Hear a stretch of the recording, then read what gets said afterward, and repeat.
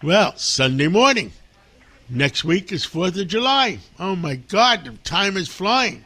With us today is Roger Zakheim, and he is director of the Reagan Institute in D.C. And, how often do you travel back and forth with D.C. and California? Well, John, great to be back on the show. And the Reagan Institute in D.C., we lead the think tank and public policy arm of the Reagan Foundation, which is is based in California. I go back there a bunch. We do our big convenings out there. We had one recently.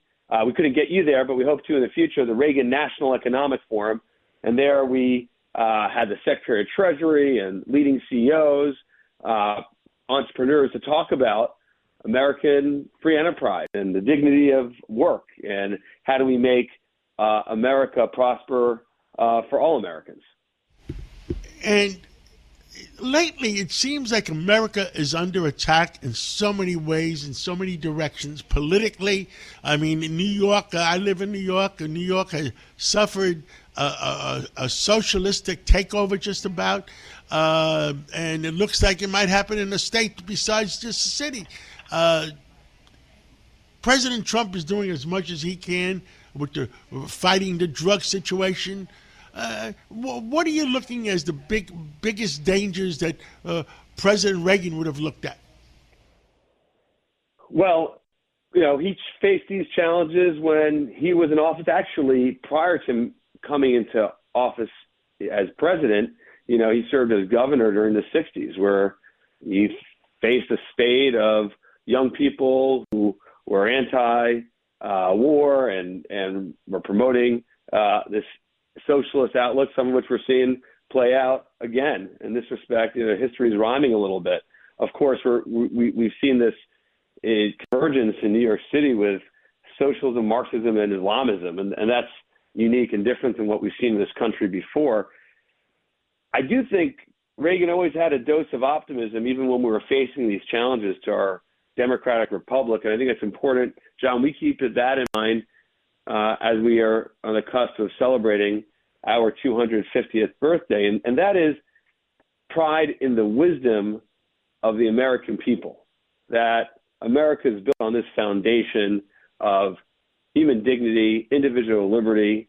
That is what the Declaration of Independence said is a God-given right to every individual. And it's why Marxism will not succeed in this country, despite what's happened in some of these primaries in New York City. And I think it took too long for the Democratic Party to wake up to this. In my view, this is now a feature, that Democratic Socialists are a feature of the Democratic Party. It's not a bug, and it needs to be combated. And your mayor is leading the way, Mayor Mamdani, but it is fundamentally, in my view, un-American. Reagan said all the time, government is not the solution. Government is the problem. And we created this republic to take care of core needs. But generally, the purpose of it is the general welfare is because let people live freely. Agreed. But we're challenged. We're challenged. And do you see the American people nationally? Because you're dealing on a national basis. That they're realizing what is happening? So we do a lot of polling, as you know, and the American people overall stand for the values of our Declaration of Independence. They want that life, liberty, and the pursuit of happiness that's promised, and they want to build a more perfect union. We see that in the polling. They know who our friends are. They know who our adversaries are. There is a clear-eyed view, for example, that China and Iran and Russia are our enemies. They understand that to the tune of 80%. We see this time and time again. I'm referencing numbers for a survey we did recently ahead of our Reagan National Economic Forum in late May. So just, fresh numbers, no more than a month ago. There are pockets in this country that get outsized attention, although worthy of concern, where the DSA is exploiting. And we have a generation of young people that went to elite institutions where they were taught that our democratic republic is built on corruption, is built on exploitation, is built by people who oppress. And all of a sudden we're shocked right now that those people who went to institutions that were taught that are now going to be taking elected office after they were rallying in favor of Hamas on October 8th. Now they'll be rallying in the U.S. House of Representatives. So, it's pockets of the country. I think the country making up to it. But, John, I have full confidence that overall in their country, this point of view is marginal and it's going to be rejected. Well, I pray for it because, President Trump is trying to make the free world free, and I don't want to lose our own country.